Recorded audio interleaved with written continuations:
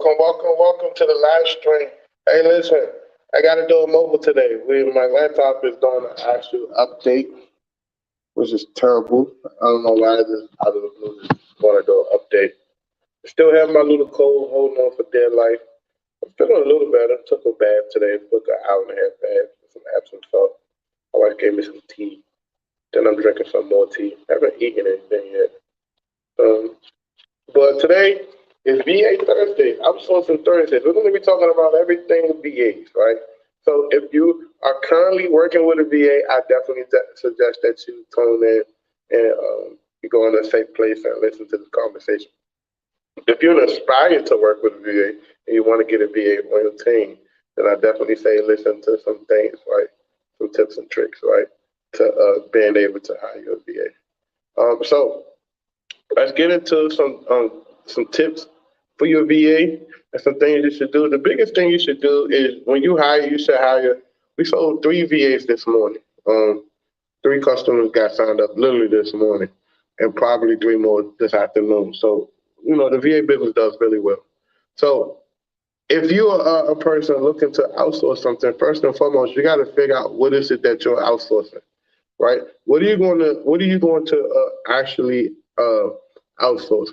Majority of our clients starts off with lead generation first. So they're hire cold caller, they're hire SMS manager, lead manager, and we can get them that VA. One of the things that you got to understand is what is this tools and subscriptions and softwares they'll need to do their job effectively. A lot of clients go into this blind, and that's perfectly okay because that's what we're a company for. We're built to show you and help you along the way. So the biggest thing I tell people is scheduling, time blocking their schedule, right? Giving them enough understanding that this is what I expect for your workload to be.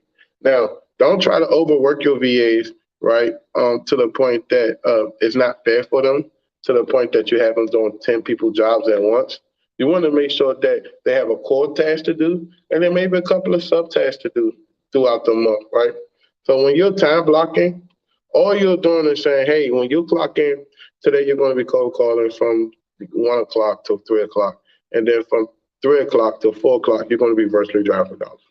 And you're writing that down. And then you may call a pre-foreclosure list on Mondays and Tuesdays, Wednesdays, you call it high equity, Thursdays, you call it vacancies, Fridays, you call it no equity, whatever the case may be. And you may mix and match it. So a lot of operators don't want to take the time to actually do a schedule for their VAs, set the expectation, and then provide the information, the data that they need to do their job effectively. So I definitely say time blocking is a big essential thing. And then forecasting their hours, right? So as you're moving to like the March month and things get a little warmer, people really want to start to move and sell because, they don't want to move in the wintertime, especially in the Northeast. A lot of people don't want to move into the wintertime. Who is there? Oh, Francis here. What's up, brother France? But for the most part, a lot of the VAs they have to understand exactly what's expected of them. So if there's a certain standard that you're already doing in your business, the biggest thing I suggest is to make sure that these VAs understand exactly what is expected of them. So if you cold call a certain way, or if you pull a list a certain way, or if there's a certain process in your business that you guys are accustomed to doing a certain way, the biggest thing I recommend is to actually document that. Loom, Loom, Loom.com will be your best friend. The less meetings you have, the more times, like even with my team, like the last 6 months, we've been slowing down on meetings so much. And if you want to explain something to me or show me something, just screen record it or voice note it on a Facebook Messenger. And that takes away a lot of, valuable time that we can be using to grow the business by just keep meeting back and forth. Let me turn my phone and make sure that. Hey, friends, how you doing today, brother? Welcome to the Thursday call. Thank you. Can you hear me? I can hear you loud and clear. Okay, good. So I'm joining you today just to do a little bit of an explanation and show people how they should be planning towards how to acquire or how to get a virtual assistant and making sure that it's something that is sort of like a good investment. because as much as possible, of course, we want to be able to provide a good definition towards what their virtual assistant is actually going to do. And of course, it should be tied into what your goals are in your business and in your company. Because most of the time, some people, they just jump on the wagon because, of course, there are virtual assistants, and then they would rely heavily on a virtual assistant that they tend to forget that still it still is their business, and that they're already uh, actually burning out the virtual assistant, right? It could be that you've gotten a very good virtual assistant, and at the end of the day, you're not clearly delegating and you're not clearly providing whatever it is that they need to be able to do their job. And they're just gonna get out of your business because it's not doing good for them, and it's not even doing good for you. So I prepared sort of like a short presentation that we can talk about today regarding the VA Mastery System and how it could actually help business owners on how to plan out for their virtual assistant. So let me share my screen. Just let me know.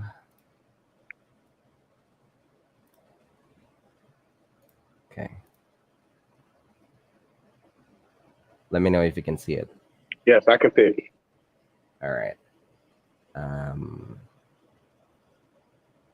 okay. So the VA Mastery System, of course, it is by yours truly, Antoine Campbell. Antoine Campbell, CEO 929. He had built this over like how many years already? It's going on 4 years, 5 years. I stopped counting. 45 years, right?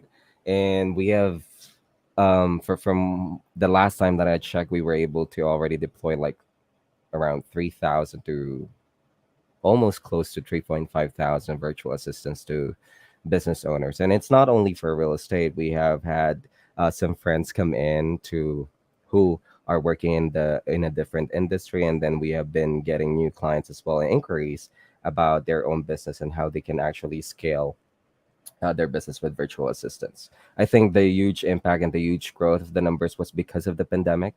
Of course, we don't want to wish that to happen again, but this is sort of like a good move because you are able to not limit yourself with the skills that you're getting. And I know for sure that sometimes, hiring in-house employees could be really expensive because, of course, there's going to be like a difference as to how much someone needs is on a monthly basis. It could be, it's expensive in the United States. The cost of living there is of course expensive, and then in some other countries it would be not that expensive, right?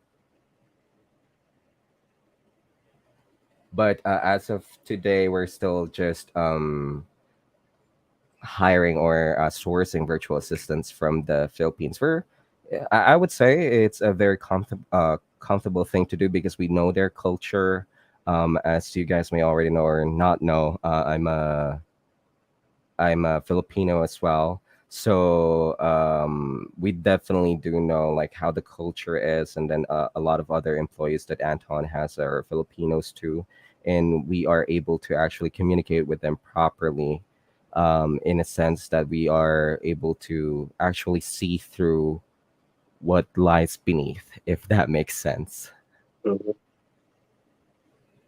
So, first, before you would hire a virtual assistant, of course, you have to clearly define what you need, right? So you need to clearly define the roles that you need for your business. Of course, you cannot just jump onto the trend. A lot of people are hiring virtual assistants, and you ended up not actually knowing what it is that you're supposed to be doing in the business or what it is that you need.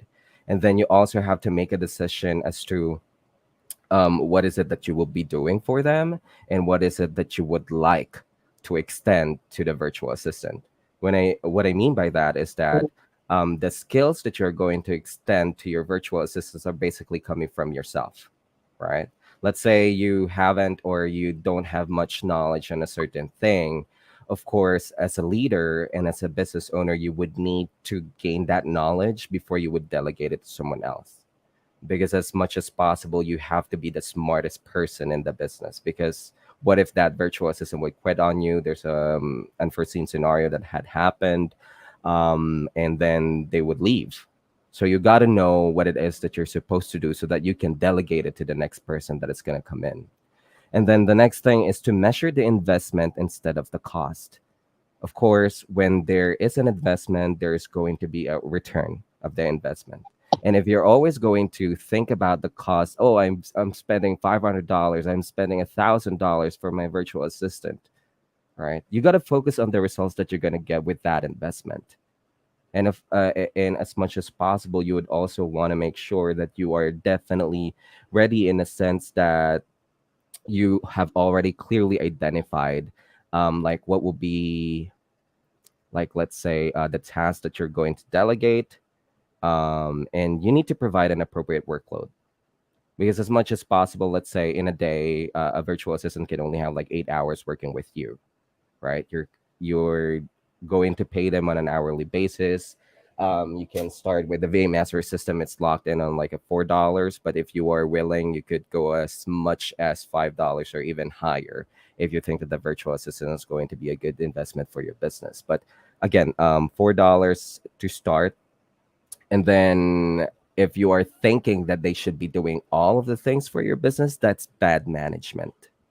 You can't have a virtual assistant or just one virtual assistant and expect them to do everything, right? Let's say you want them to pull the list, you want them to call the leads, you want them to do the acquisitions, you want them to do the lead management, you want them to do the SMS marketing. Again, that's going to be a bad investment. It's not clear, and the delegation itself is going to be on a bad side of things, and you are expecting for a result, but you know for sure at the end of the day that they are not able to actually do the job that they're supposed to be doing. So that's for clearly delegating and providing an appropriate workload. So an example here. Let's say you do have like 3 tasks for your virtual assistant. You can have them do, let's say, on the first part of their shift for 2 hours, you can have them do SMS blasting, right? Of course, once you do an SMS blast, you'll just definitely need to wait for the responses of the prospects. They just have to monitor it from time to time to make sure that any replies from the SMS blast that you have done or the campaign that you have done is something that they'll be able to respond to, because it could be a possible qualified lead or a hot lead even. And then for the next 4 hours, cold calling. So the 4 hours, sometimes we like to put it on a time wherein a lot of people are already awake. Not something from like too early in the day, for the reason that they might not be available for your virtual assistants to talk to and this and that. And then after that, you could have them do an admin task at the latter part of their shift, right? This is not like a fixed hours for them to work on. It's definitely something that you will have to figure out as well on your own. Let's say they just have like a 10,000 leads or list, or a 10,000 count of like contact list in their pipeline that they need to work on. So basically, you could do a data driven decision making wherein, okay, I want you to be able to do SMS blasting for like 1,000 for this day, and then the following day, this and that. And then we're going to be doing cold calling for the next set of lists that you have. And then the admin task, sometimes it may just take them to do it depending on the workload or on the task that you're asking them to do. They could do it in an hour or even just 30 minutes. And then what's left, you can just have them go back to cold calling or monitor SMS blasting. So having a plan, having an established plan is something that you would definitely need to do. It's not something complicated as well. It's as easy as writing down, again, what is it that you need for your business, right? And what have you learned so far, in terms of like what it is that you're supposed to be marketing in. What are some marketing strategies that you're supposed to be doing in your business? So those are things that we actually teach our clients. So we have the virtual wholesaling accelerator course. If you're sort of like lost in defining what it is that is needed for your business, I definitely would suggest for you to grab that. And then, of course, the VA Master System, we're revamping the course itself and adding new more things. So that's highly recommended for you to get if you are still just starting out. Next is establishing comms channels. So it's communication channels. You want to have a way for you to contact your virtual assistant directly. And of course, you need to be able to do that for your virtual assistant as well, that they could contact you directly. Because again, as their leader, as their boss, as their manager, or as their business owner, the client that they're supporting, they chat sometimes, or having the ability to be able to message one another is going to be a huge deal. So you have Skype, you can do Discord, you can have WhatsApp, you can have Messenger, Google Chat, Slack, or any type of a channel that you will be able to do. Just don't do SMS messaging, because of course the long distance charges is something that you would not want to pay. It's a waste of money. So anything that you can use as a form of communications is something that you'll be able to do.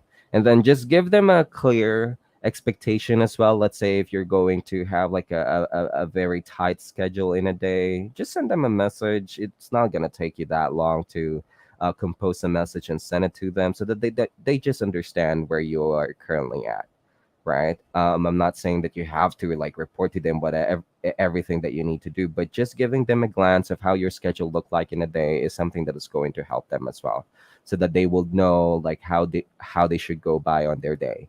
Do they have to, let's say if they have a question and then they didn't know if you're busy or not, they ask you, and then there's a prospect on the phone waiting. All right, so that's going to affect the experience of the prospect on the other line. And instead of them just saying that I could just call you back in a couple of minutes, let me just get the answer for this. But I could answer other questions that you may have that I am aware of, or something like that. And it also helps out as well if you are going to give them access to your calendar so that they can see your schedule. And the easiest way for you to do that is that you can just share your Google Calendar to them, or whatever calendar it is that you're using. And that would give them the ability as well to be able to book like appointments for you easily. Let's say you are doing the acquisitions and you're the ones going to call back the prospects or the qualified leads that they were able to gather during cold calling or SMS marketing. And then they could just put it on your calendar just to make sure that you'll be able to reach out to your prospect. Again, guys, I know this is sort of like outside of the VA Mastery system, but it's sort of like um, your task as well, to inform them if when you are going to be available, because it could be that they've been crushing the cold calling part. They are able to give you countless of qualified leads, but if you're not there to call, if you don't have an acquisitions manager, if you're not there to call, it's going to ruin the experience of your prospect, and instead of a deal, you're just gonna get a dead lead. Next, set clear goals and deadlines. So you might think that, again, we're not trying to overcomplicate things. Things should be simple for you and for your virtual assistant or whomever that is working in your business, right? So set clear goals. How many leads or how many calls should I make in a day? How many should I call in a day? How many should I text in a day? How long do I have to work on this list? Right? If you're going to give them a clear goal, the virtual assistant is going to do their best to push towards, to, like, let's say they need to finish a list within 7 days or 14 days or for like 2 weeks, right? But because that's also going to help you out in figuring out if you need new lists or if you need more for them to call, right? So what you need to do there is to give them like a set of definitive goals. Let's say I was told that you're supposed to be getting like 300 to 500 calls on a daily basis. Let's try to hit that on a daily basis. And then you have to monitor. You have to ask them to send a report, or ask them to create a spreadsheet wherein it shows the number of calls that they do on a daily basis. Because those data, those information is going to definitely help you out with your decision making. you don't want to just go on with the flow, and just say that, okay, I think we need to move on to the next list because I think you're not getting much opportunity, right? And then once you find out, because you don't have the factuals, you don't have any facts that you're looking at the information, you were able to find out that the VA is not actually able to, do the calls properly, right? And they seem to be lost. They don't know what to do. They don't know how they should go by day or day because you're not able to like remind them. So those are some things that is going to hamper the productivity, right? Virtual assistants are human beings, as you are a human being too, and sometimes we need to be able to look at an action plan or something that is going to help us be able to perform the job or the task that we need to perform. And most especially for you to be able to actually have something that you can just go back to. Because, of course, we don't want to forget things, right? Information, when we forget about it, things or plans when we forget about it, you could call yourself, or you could just say that your business is just going to get out of business after that. So the simple things are highly classified as effective. I'm not just saying that, but it is true. Having those kind of information available for you and your virtual assistant is going to help you out as well, figure things out, as to what type of an approach maybe you should try doing next. Oh, I've heard Anton say something about this. I think we can try this. But have you tried whatever he actually told you to do on the previous time that you have met him, or on the previous time that he went live, or on the previous time that you were able to talk to him, right? So again, set clear goals, deadlines. Sometimes you just have to be patient. If a deadline is something that we are missing, it could be that the work is not being efficient. So that's one thing that you have to check. Are they doing an efficient job? If not, is it really possible to be done on that deadline? Right? Because that's something that you have to be able to find out too. Because if you're providing like a deadline that is not even appropriate, or it's not even like a fair to how the work is, then no one's gonna be able to hit it.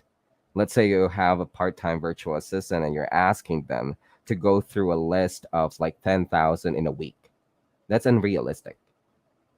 Set clear goals and deadlines, realistic deadlines. And then as you see that you were able to actually hit those marks, goals, KPIs, and deadlines in a timely manner, maybe it's the time, or maybe it's time for you to scale up, right? Those are like decision makings that is going to definitely help your business. So let's say, oh, we're able to hit this goal, deadline, and we even have like time to spare. So I think we need to up it up a little bit, advance it a little bit, and then move forward to this direction. And that's actually when you are also going to be able to figure out like what's the limit. Should I hire another virtual assistant already? Should I get more tools so that we could do this far more efficient than ever? Right. So I implore you to always set clear goals and realistic deadlines. Next, provide feedback. Spend at least an hour per week with your virtual assistant. Could be more if you think that they needed a little bit of like an attention. Although we have trained our virtual assistants before they got endorsed to you, it still is something that is recommended for you to be able to at least train them, enhance their skills further, right? And if you don't have the time, you can subscribe to our VA Mastery Premium, wherein 2 times a week for an hour or two, we do upskill training with your virtual assistants. You just have to subscribe to it. The link is on the description. But anyway, so spend at least an hour per week with your virtual assistant. You can talk about anything, and it gives you a chance to get to know them better as well, right? Again, if you are looking for a virtual assistant who can work with you for a very long time, you got to establish rapport. because a happy virtual assistant is always going to do good things for your business because they'll be concerned with you as well. Oh, okay. Let's say Anton has mentioned this, that we need to get a deal before the end of the month so that we are able to meet our goals. And I think I could do better. I'm going to do this and that, right? And then the next thing that you're supposed to be doing in that coaching is what we call it, provide feedback that's going to help them improve, right? You have to provide a feedback that's not going to kill them. One thing that virtual assistants would never want to experience is to for you to tell them that you are disappointed that the performance is just like this.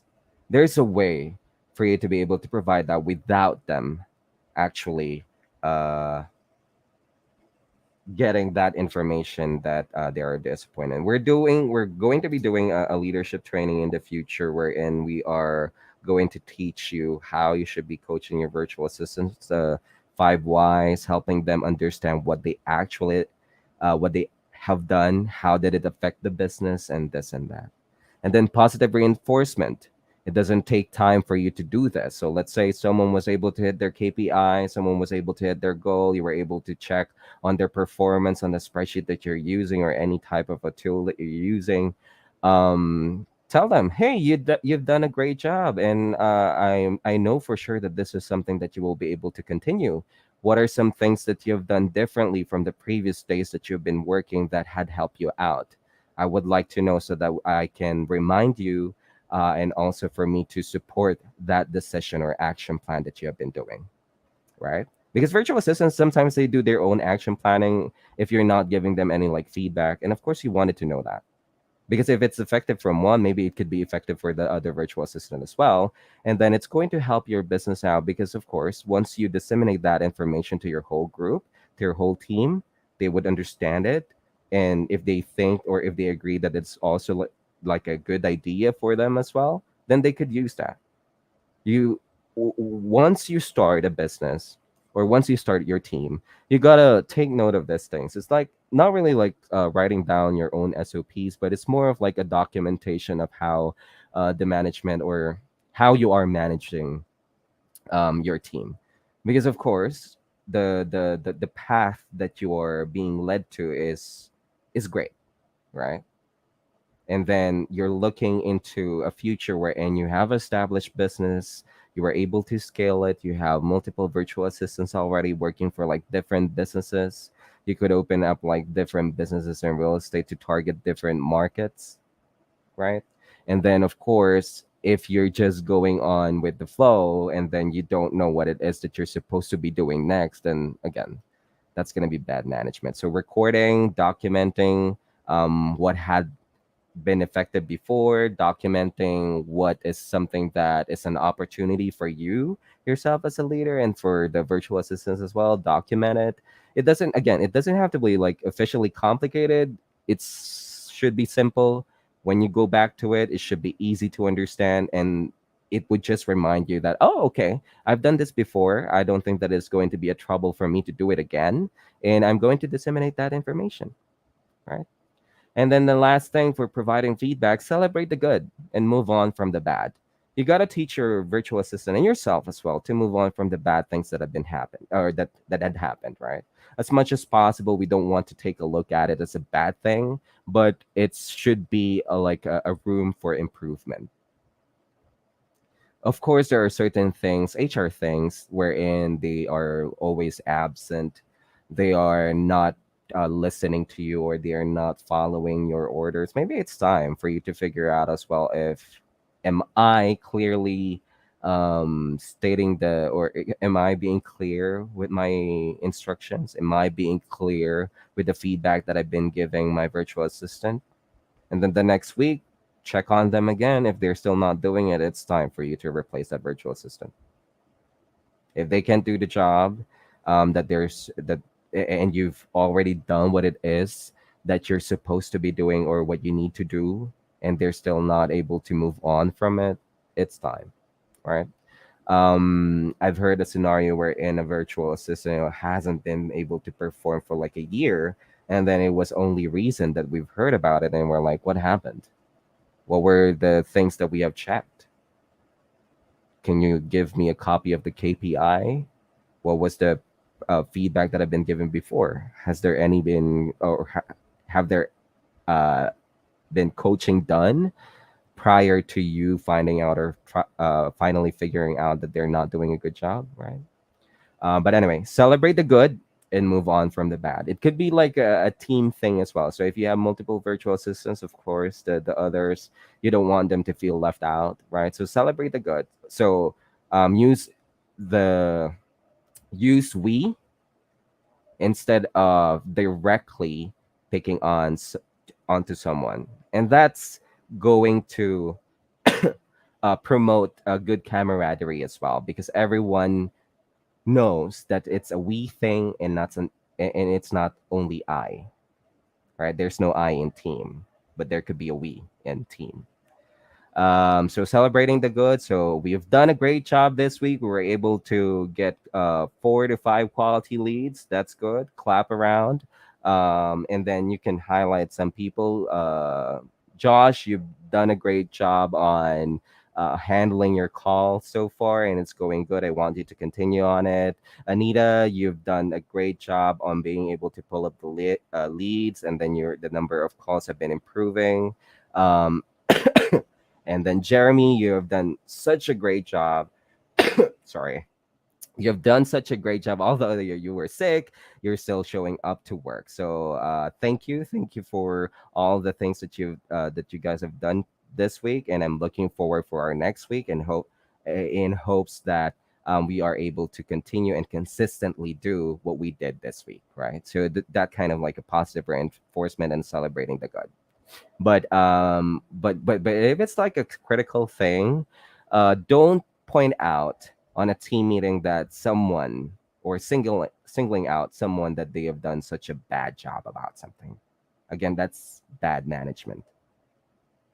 If you don't want to experience that from a company that you're working in the United States or anywhere, you don't want your virtual assistants to experience that as well, right? Talk to them, provide the facts, be real with them, be direct with them without being disrespectful, right? You don't have to cuss, you don't have to do this and that, right?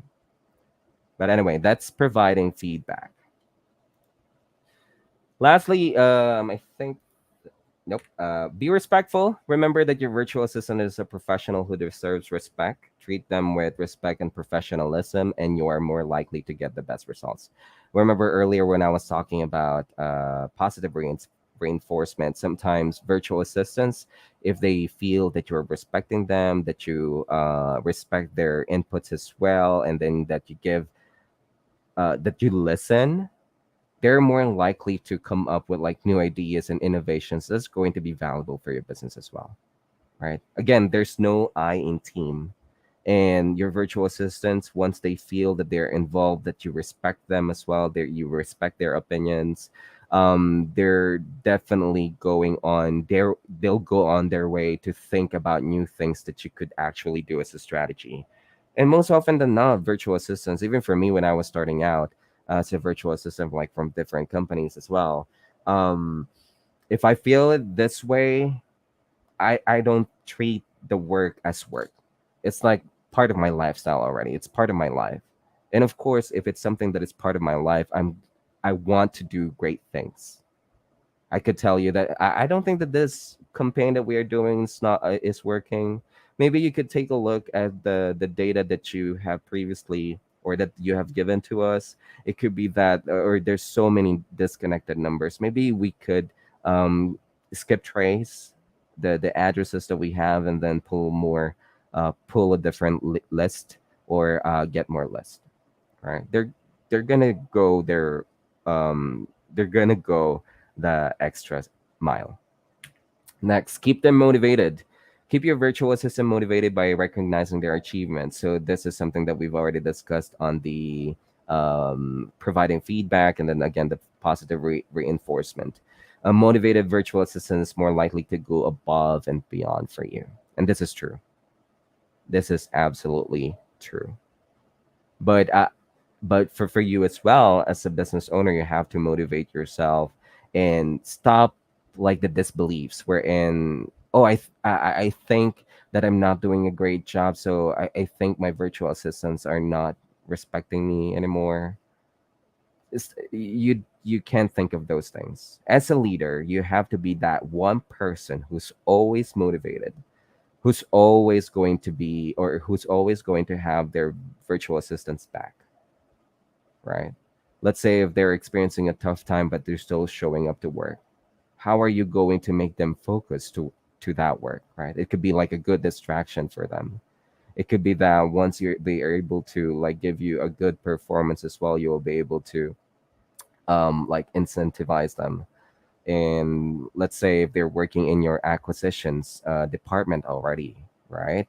And you're getting quite a number of deals, and you know for sure that the virtual assistant is killing it and rocking it, then maybe it's time for you to introduce a commission or like an incentive based type of program that could motivate them. But as much as possible, you don't want that to be the focus, right? Because of course, businesses sometimes it can change.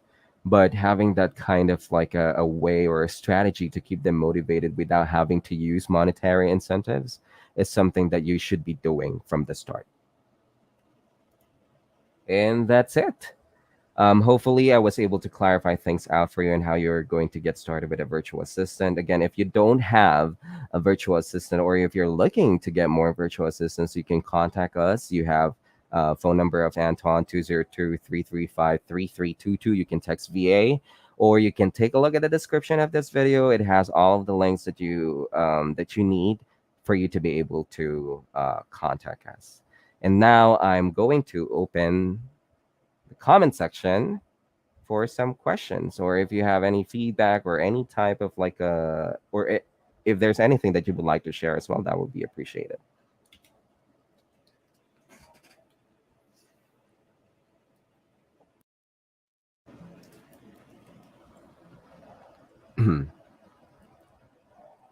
And again, if you think that this is a valuable information, if and you've been trying to convince a friend or a colleague before, um, just send them the video, and I can tell you that it's gonna make sense. You can share it to them. Of course, we want things to be better for our peers or our loved ones, or people who we care about.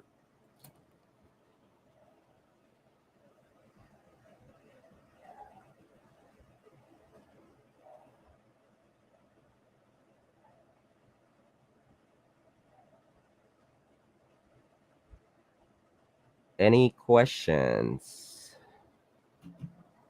It's Thursday, right, Antoine?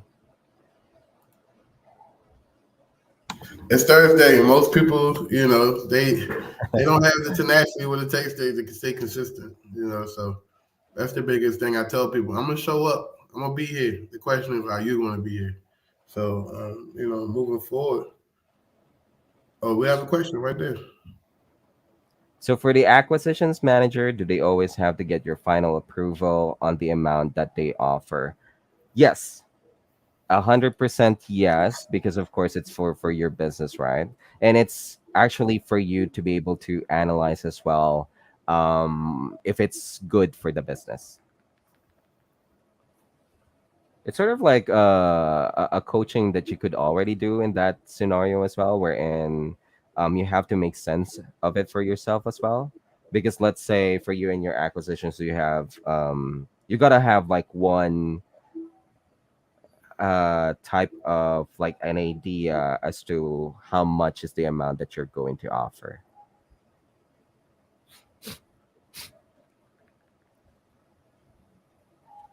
If that makes sense, Dorian.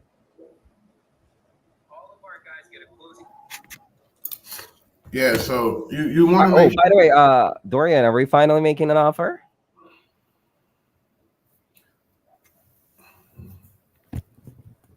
Sorry, Anton, I cut you off. No, you're fine.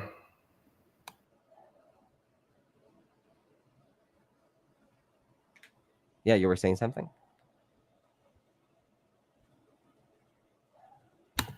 Nah, what I was saying was, you just want to make sure you lay eyes on the offers and to Yeah, double check it, because at the end of the day, it's still your company, it's still your operation. And as a leader, you can't just blame your employees. You know, everything starts with the top. correct. That's nice. Yep, that's good. Yes, that's a correct answer. They denied. Oh, you're definitely gonna get more. It's fine. It's fine. Revamping the numbers. Yeah. And then I think from the previous class that we had with the acquisitions, right? So when we are revamping the numbers, we sometimes just have to make sure that maybe is it more for us? Is it more for the business, or is it something that it or the computation should also allow like a room for the prospect to actually really get a value out of it.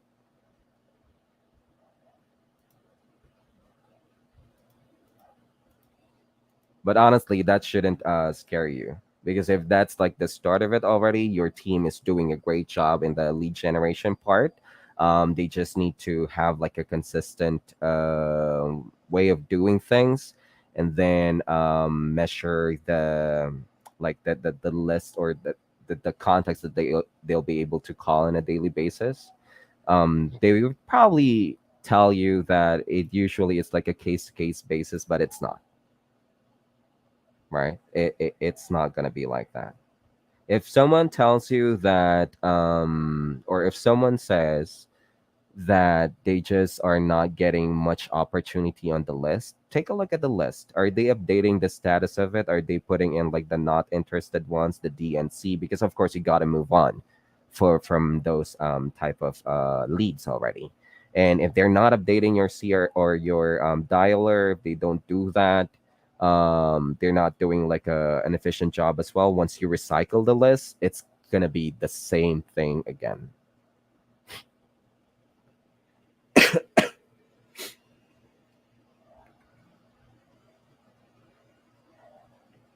The virtual assistants for or the cool callers of Anton are able to do 175 calls per hour.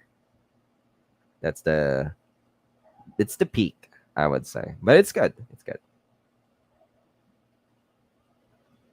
Aw, thank you. Look, Dorian gave us a plug, Anton. The VA Master Premium, guys. If you have a virtual assistant, you don't have the time to train them, get them on our training. Yeah, we're gonna really like push our VA mastery program. There's a lot of people, especially a lot of different cross niches. I was on the phone with a customer earlier, and he's very confident in our VA services. Even though we both talked about we mainly cater to real estate VAs, but we are able to accommodate him as well. So I'm very happy about how we expanded the VA program.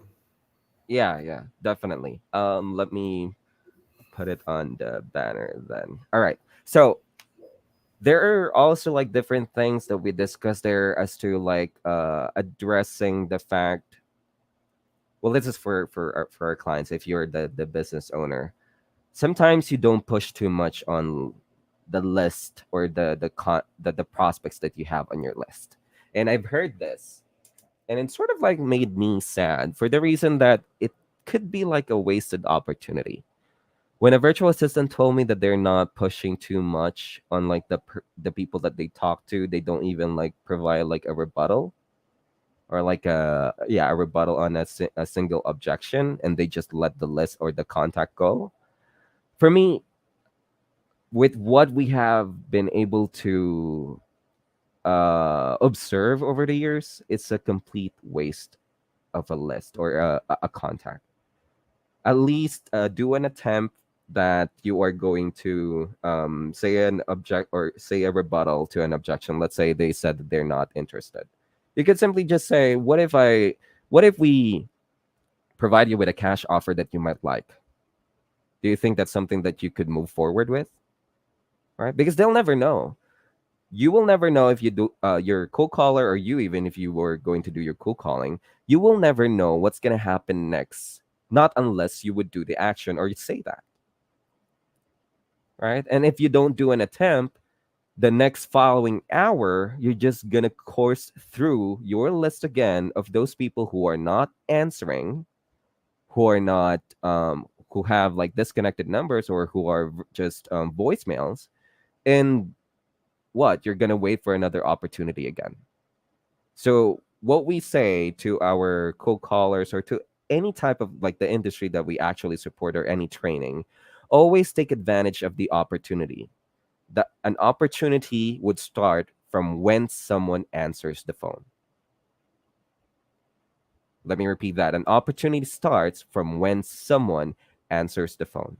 It could be that they don't have a property to sell. Ask for a referral, right? Oh, do you know anyone who do you know anyone who is actually interested in a cash offer? Maybe we could help out. We are a solution provider in your area, and I'm sure that we are going to be useful for them, right?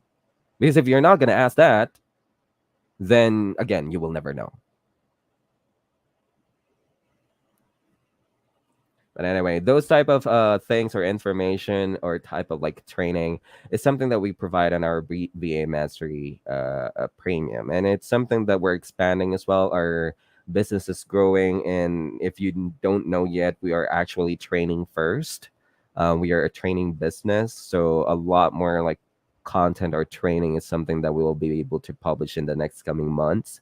And if you have sort of like a different type of a business other than real estate and you would like to get virtual assistants to that, we're open to a conversation. But other than that, I think we're good for the day. Yeah, definitely think we're good for the day. If you're watching the replay, sign up for the VA Mastery Premium at va.co929.com/premium. $97 a month per virtual assistant. And we meet with them twice a week, Mondays and Wednesdays, 4 p.m. Eastern Standard Time. And we'll take care of everything to make sure they're properly trained. Yep. Other than that, see you guys. I got a busy day. So we'll see you guys tomorrow. We really appreciate you. Thank you so much.